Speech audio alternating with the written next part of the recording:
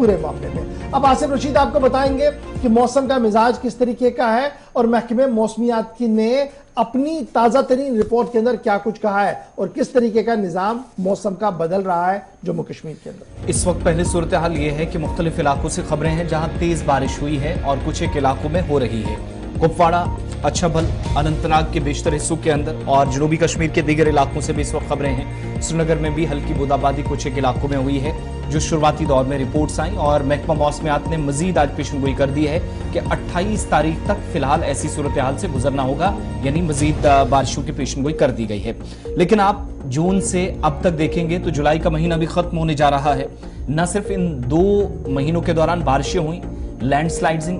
Sliding کافی زیادہ ہوئے، زلزلے بھی بیچ میں ہوئے، خطہ چناب کافی زیادہ متاثر ہوا، اور بیچ میں ہی بادل پھٹنے کے واقعات بھی جولائی کے مہینے میں خاص طور سے سب سے زیادہ ریکارڈ کیے گئے۔ تھوڑا سا پیچھے آپ چلے جائیں تو اعداد و شمار یہ بتاتے ہیں کہ صرف جولائی کے مہینے میں ان 25 دنوں کے دوران 15 ایسے واقعات رونما ہوئے جہاں پر جموں اور کشمیر دونوں صوبوں کے اندر بادل پھٹنے کے واقعات رونما ہوئے، جس میں مالی نقصان کافی زیادہ ہوا، جانی نقصان بھی آپ کو کٹھوا سے لے کر باقی کچھ ایریاز میں فلیش فلڈ کی وجہ سے، لیکن بیشتر حصوں میں وجوہات یہی مانی گئی۔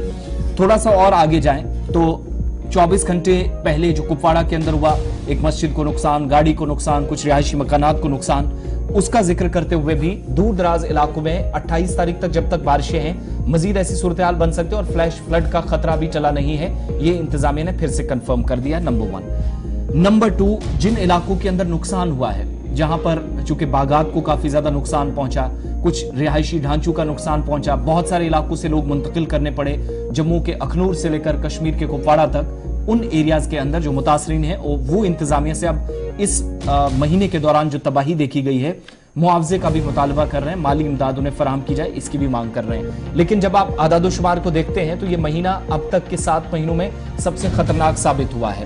15 بار کلاؤڈ برسٹ ہوا ہے الگ الگ علاقوں کے اندر صرف جولائی کے مہینے میں، جو ڈیٹا یا عدد و شمار پیش کیے گئے ہیں محکمہ موسمیات کی جانب سے۔ اتنا ہی نہیں، یہ ٹرینڈ مسلسل بڑھتا جا رہا ہے، نیچے آنے کے بجائے جولائی کے مہینے میں اعداد و شمار اوپر گئے، اور جون 1 سے لے کر جموں کشمیر کے اندر 27% کے آس پاس جو بارشیں ہوئی ہیں وہ زیادہ یا اضافی بارشیں اس بار ہوئی ہیں جون 1 سے جولائی کے آج کی تاریخ تک، 19 جولائی تک معاف کیجیے گا، 1 جون سے لے کر، یعنی 1.5 مہینے کے دوران۔ لیکن سب سے خطرناک صورتحال اگر بنی ہے جس کا مشاہدہ خود اتھارٹیز نے کیا، جس کی وجہ سے نقصان ہوا، کئی مقامات پر لوگوں کو منتقل کرنا پڑا، وہ پچھلا 1 مہینہ یا یہ 25 دن ہے جہاں پر بادل پھٹنے کی وجہ سے بیشتر حصوں کے اندر نقصان ہوا ہے۔ اس کے علاوہ آج صبح کی جو اطلاعات ہیں، جو تصویریں آپ دیکھ رہے ہیں، ساؤتھ کشمیر سے نارتھ کشمیر تک رات دیر گئے جب بارشوں کا سلسلہ شروع ہوا تو صبح اطلاعات ملی کہ گوجوارہ سری نگر کے اندر بھی جہاں پر بارشوں کا پانی رہائشی علاقے کے اندر داخل ہوا ہے اور جزوی نقصان کی اطلاعات ہیں، اور انتظامیہ سے فوری طور پر مدد کی گہار لوگوں کی طرف سے لگائی گئی۔ یہ گوجوارہ کی تصویر جو صبح میں موصول ہوئی ہے، یعنی سری نگر کے اوپری علاقوں میں کافی زیادہ بارش، کپواڑہ سے بھی تصدیق ہوئی ہے، اور اتھارٹیز نے ادھر جنوبی کشمیر کے اندر بھی اور وسطی علاقوں کے اندر بھی بارشوں کے پیشن گوئی کی تھی، جس کے مطابق ابھی تک بارشیں اس وقت ہو رہی ہیں۔